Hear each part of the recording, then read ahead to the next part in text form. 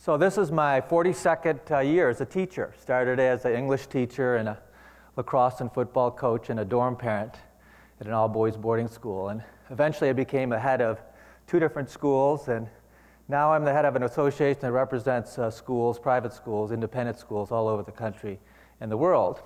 And I spend my time now thinking about and using my organization's resources to imagine and then document what the schools of the future are beginning to look like. And that's what I want to share with you. And I want to, as my TED idea, encourage you, especially the parents and the aunts and uncles and the grandparents in the room, to be an advocate for your children and your schools to be innovative. Now, the natural inclination of parents is to be conservative and traditional about their school. Because when your kids complain that the classes are boring and irrelevant, you tend to say, it's supposed to be boring and irrelevant, because that's the way it was when I was in school. Well, what I want to do today is, in our brief time together, is show you that it doesn't have to be boring and irrelevant, and the school of the future won't be. So, part of this is related to what we're calling the big shifts in education. Now, I just want to comment about the $2,500 years of teaching that we know about, that we know best about from ancient classical Greek times, when Socrates was the teacher of Plato, and then Plato was the teacher of Aristotle, and then Aristotle was the teacher of Alexander the Great. And so we know there's one model of classical teaching, which from the beginning of the apex of ancient Greek civilization was extremely effective. It was teacher-centered, it was teacher-driven, and teacher-controlled. And that form of teaching will always, at least at the K-12, preschool through 12th grade level, still be extremely important. So we're going to see a continuum, and we're going to talk about shifts. There's a migration away from that traditional and classical model. It won't be to the exclusion of it. And so what I want to show you is what other models of teaching and learning are beginning to look like. So the MacArthur Foundation is a great resource for people who want to think about the future of education. And they've identified a handful of shifts that I want to put the flesh around the skeleton of the ideas for you. And the first shift that's elemental is the shift between knowing and doing. And so what I want to say about that is that for all of those 2,500 years until the last 10 years, education was restricted. Access to information and knowledge was restricted for that entire, in fact, probably for the 12,000 years of human life that we know of. It was restricted to those in power, those who had been educated. So it was restricted to the leaders, the shaman, the powerful, the professors, the teachers. That just changed in the last decade, because now everyone has access through the internet to everything. Facts and knowledge and ideas, anywhere, anytime. That has so changed. It is the biggest revolution in the history of civilization, frankly. You don't recognize it yet because you're at the front end of it. But that changes the basic dynamic and the basic expectation for teaching, I believe, in the future, if already you have access to knowing through the internet. By the way, in my own personal case, and perhaps in yours, I'll give you an illustration of how it works outside of education. So my doctor, my personal physician, hates it when I make an appointment with him, because I already come armed to the table with knowledge from WebMD, right? I'm basically going to him to check on his knowledge. But he's licensed, so I can't get the prescriptions I might need, but you get the point. And by the way, you can access, most people need about 5 legal documents in their life. You can access those free on legaldocs.com, and most people now do. So what I'm saying is that the power of knowledge and information has just been distributed globally. And that suggests a different role for teaching and learning. So doing. Robotics, you've heard many times in your exposure to schools, is a growing trend, let's say, in schools. This is an international school. By the way, I've spoken in,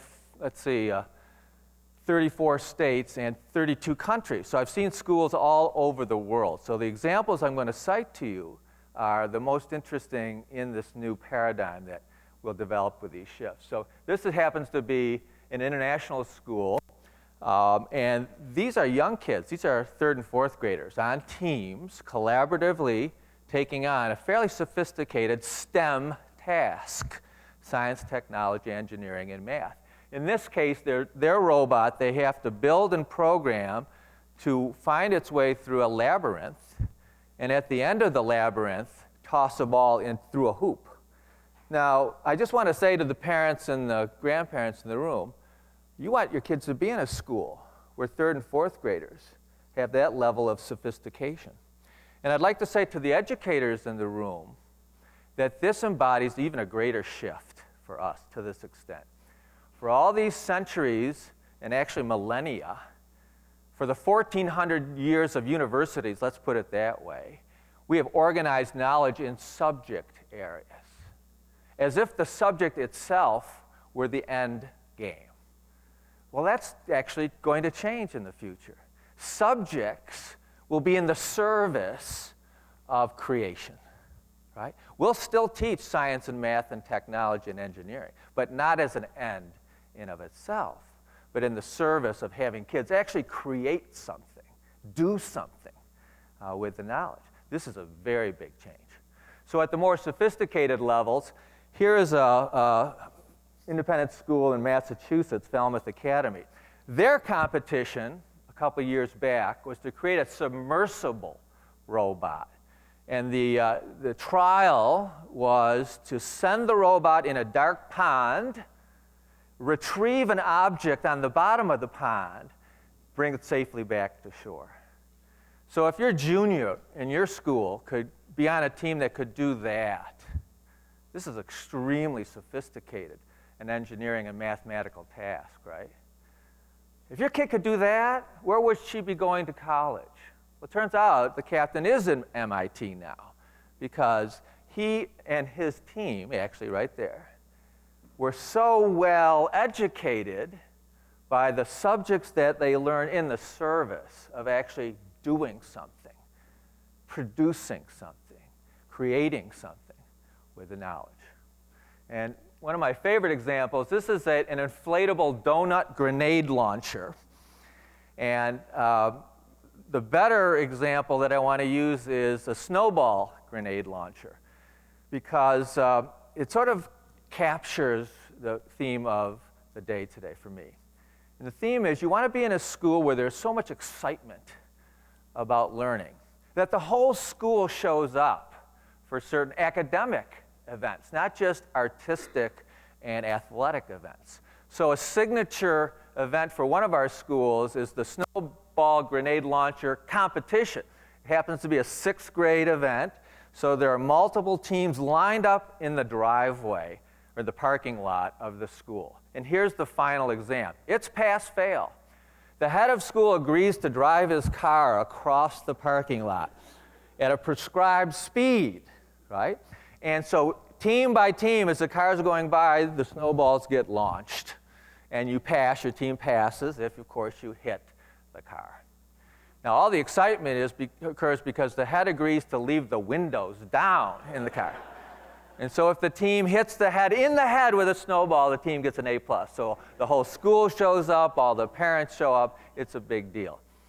Now, what I'm trying to convey to you and generate in you is, oh my God, this is exciting. The kids are actually in the 6th grade doing something extremely sophisticated, right? Now, by the way, part of that task is a rate, time, and distance problem. Do you remember how you were taught rate, time, and distance problems? Here's how it went. A train leaves Spokane at 3:30 in the afternoon going at 66 miles an hour. Another train leaves Seattle, right? Now, Here's your choice in the school of the future. Do you want to do that train problem and 25 more just like it for homework? Or do you want your kid to be building a robot with a real-world test? So knowing versus doing is the story. Teacher-centered versus student-centered. Again, a continuum. But by the way, it's a big caveat to what I'm about to say. At our level, preschool through 12th grade, there will always be a place for place-based learning, in other words, school-based learning, and teacher-mediated teaching, because kids aren't fully formed intellectually. They need guidance. I'll say this as well. Kids learn first and best from people who love them and they love. They learn best from very smart people, too. So when we're hiring teachers in any system, public and private, you want to hire very smart people, high IQ, who are also high EQ, very emotionally intelligent, because they'll be magnets to your kids. And for the parents in the audience, again, you are the first teachers, but your kids migrate to their school teachers as they get older. They learn different perspectives. They learn different assumptions about how the world works. Extremely valuable. I hate to tell the parents in the room, especially those of young children, by the time the kids get into high school, they learn best from peers, actually. Most of their attention is to their peers. And so actually the most important thing a parent does is choose the peers by choosing the school. Now, student-centered learning is facilitated by creative teachers. So here's a famous YouTube Fox News clip of two third graders who invented, as part of their curriculum, wedgie-proof underwear. And you want to Google and find this YouTube clip. It's hilarious. Basically, they're twins, and if you watch the clip, you'll know why they were bullied and had wedgies every day. So they invented underwear that had rip-away bands, Velcro bands. And they're talking about it is quite engaging. But I like the idea of the third grade teacher who would say to third grade students, this is what student-based, student-centered teachers would do. We're going to figure out what inventors do, how they liberate their thinking. You choose a team, you invent something that other third graders would want, and let's see what happens. I like the idea of Da Vinci Camp at St. George's School. You know what the better idea? Da Vinci Track at all schools, public and private. Inventors Track as part of the curriculum, like robotics track, part of the curriculum. By the way, my own grandson, Carter, when he was in the third grade, he had a teacher like this, except her assignment was research. And she said to Carter, you form the team and choose a topic that would be compelling to other third graders. So Carter calls me up, he's all excited, to say, we get to do research just like the adults. Well, that's interesting. Just like the adults, we get to do research. And we get to choose our own team and our own topic. Has to be important. What's your topic, Carter? We're going to try to figure out why girls are so mean to boys. I say, Carter, this is a perfect subject. There's money to be made because men do not know why women are so mean to men. So Carter's all excited. What's your methodology? We're going to interview every girl in the school. This is what they do. So they interview all the girls. He calls me 2 weeks later. He's all pumped up. We've got the answer. We had a hypothesis. We did what we tested it. We know why girls are so mean to boys. What is it, Carter? Girls are mean. When girls are mean to boys, it actually indicates that they like you. And then he said, you're not going to believe this, Papa, but nearly every girl in the third grade is mean to me. So there's a little bit of delusional thinking going on here. But beyond that, the kid is psyched to do research and learn how to do it, right? Here's a math teacher from the public sector, and he's teaching math. Throw away the textbook. If you had a choice, you had two math classes, one that did the math the way you did, traditional textbook bound, and one where the teacher wants to throw away the textbook, take my advice. Sign up for the class where the teacher throws away the textbook. This is my TED idea. You can't be resistant to the teachers who want to experiment if you want the best opportunities to stretch your kids. So this is a math teacher who teaches parabolic lines by filming free throws or jump shots. And then he cuts off so you don't know whether or not the ball goes in the hoop, and he lets the kids bet.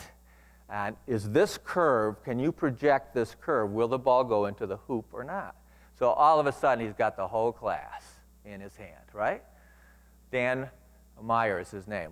Look up, ask your teachers to look up what he's doing with math. The third big shift is between the individual and the team.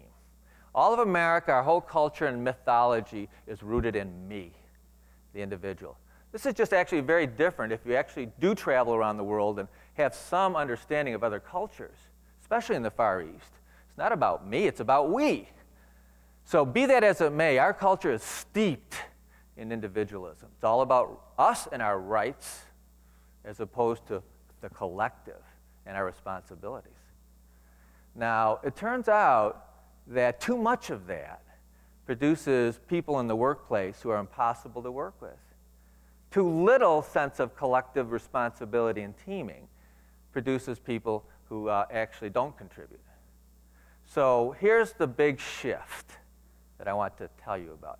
Actually, independent schools and private schools in general do the teaming really well after school, on the athletic fields, on the drama stage, in band, in publication. More power to us. And to all schools that do that. But the school of the future will do teaming during class so that so the kids realize when we're doing serious intellectual work, we have to be able to function as a team as well. By the way, if you actually believe what I'm saying, you would really challenge what we reward in school through grades and dean's lists and class rank. Again, it's all about the individual student. It's not about your contribution to the larger intellectual and academic task at hand. When you get to graduate school, let's say you go to Tuck School at Dartmouth, business school. You'll be graded, part of life. Here's what your grade will be. It's all case study and project-based, as most business schools are, right? So it's not academic study for its own good. It's like real-world problem solving. That's what grad professional school is about. And you get 2 grades. How well did your team solve the problem, produce the product, whatever the real-world task is, number 1. And then your teammates grade you on the extent to which you contributed. You know why they do that in business school? Because that's what life does. It rewards your success in terms of the task, but also your capacity to advance a group and a team's work. Expeditionary learning in the name of teaming. My grandson now goes to this extraordinary project-based school in Colorado, Boulder, where he lives, called Watershed. And water's important in Colorado. There isn't any of it. California steals all of it as far as Colorado's concerned. So the 7th grade, that's what he's in. They start the school year with the expedition to the source of the Colorado River. And it's a kind of outward-bound Knowles leadership training. And it's really the big stuff of what you want your kids to learn. How to take care of yourself, your stuff, and your team. At the end of the day, isn't this what you want out of your kids' experience and your kids' work in schools? Learn how to take care of yourself first. You don't take care of yourself, nothing else follows. Your stuff and your team. Well, out of this expedition develops an academic theme for the year that the subjects are in service of. So the kids really become deeply expert about this topic. By the way, it augurs well that the new assessments are what we call formative. You're all obsessed about summative, normative testing, SATs, APs, whatever. The future, formative assessments. We administer them regularly, see how much the kids are growing during the course of the year. And the one on critical thinking that independent schools are using is called CWRA, College Work and Readiness Assessment. We like it because colleges are administering the same test at the college level. And so now we can benchmark our kids against college freshmen. Here's the good news for this school. Their first graduating class gets their test results back. The test is administered by an organization in Princeton. Princeton writes and said, what's going on at your school? Your kids outperform 99% of college freshmen in critical thinking. Well, what's going on is that they're doing real work, real-world work, through a project-based expeditionary curriculum. And the fourth is this transition between consumption of information to construction of meaning. And I want to pause to say this, that's actually what kids seek. They want to be in a school where actually they do something meaningful to them, right? So fourth grade egg business at the Lamplighter School in Texas.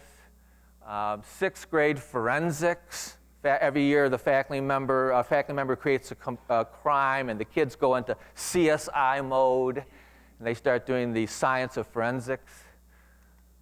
Grand Teton School, they use the national park as their laboratory, and the kids integrate all of their subjects in what we call the 6 C's: critical thinking, collaboration, creativity, communication, character, and cosmopolitanism, which really means cross-cultural competency, into this integrated system they've created.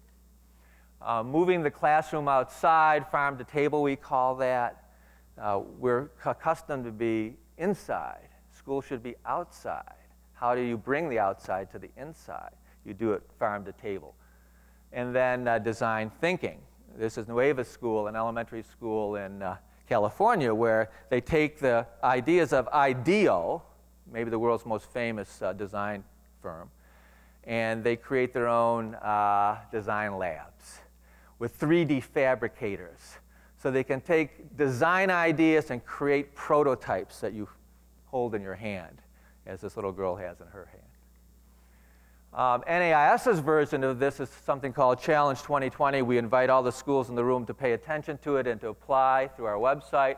It's based on the 20 global problems that if we don't solve, your children will not live in a better world. And so what we do is we match public and private schools in the United States with their counterparts abroad. And we ask class to class, could be 6th grade, could be kindergarten, could be 12th grade, to collaborate through the internet to create a local, national, regional, and global solution.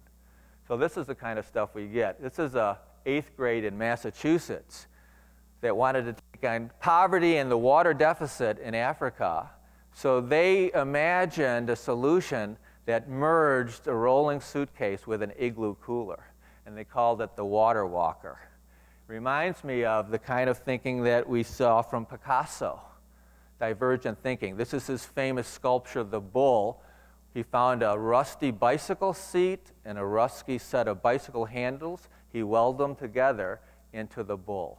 This is what we want to emerge from the schools, that kind of seeing of different objects and ideas merged together.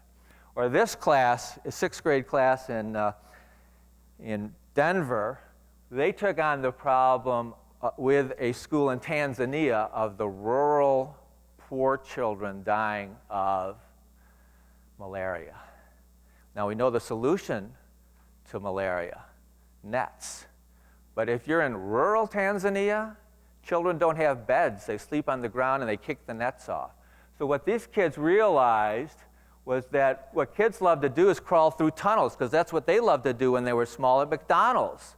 So they took that idea, they fabricated a small collapsible aluminum frame, and they put mosquito netting over it. You can see a little child in it right now. And this 6th grade class has a US patent pending on a solution to malaria in the third world for children. That's what we want out of the schools of the future. Very quickly, the last couple ones. Schools versus networks. For 2,500 years, teachers have been isolated in their own physical locales. And now what we have is networks of teachers. The network I want to recommend to you is ESANet, the Independent School Educators Network. Teachers from all over the world now sharing ideas and resources. I'm an English teacher, so I like the lesson plan I found on Othello that actually linked to the Desdemona scene where Othello murders Desdemona. The Orson Welles version, the Laurence Olivier version, the Fishburne version, and a version from the TV series Cheers. And the kids, I know the kids would like to compare those. I'm almost done. Single sourcing versus crowdsourcing. That's all about using the crowds to solve these larger problems, including the crowd of kids and faculty at your school. This is a biochemistry problem that scientists don't have enough manpower to solve. So they created a great game around it, and now we have a global game competition that's solving the problem. And the last shift is this. This is the one I've added to the original list. You're going to see a shift in the school of the future from high-stakes testing. That's what public school now, sadly, is all about. It's the only criteria for success of kids, students in schools, right? Kids, teachers in schools. To demonstrations of learning. So here's what I imagine for your kids in the future. Actually, they will submit their K-12 digital portfolio for higher ed. And that portfolio will have their speeches that they've learned to give over time. It will have their artwork. It will have their elegant mathematical solutions to problems. It will have their robots they were on the team for. It will show what the great schools of the future can create as conditions for kids to learn. So that's what I wish for your schools and the schools that will be in your communities in the future. Thank you.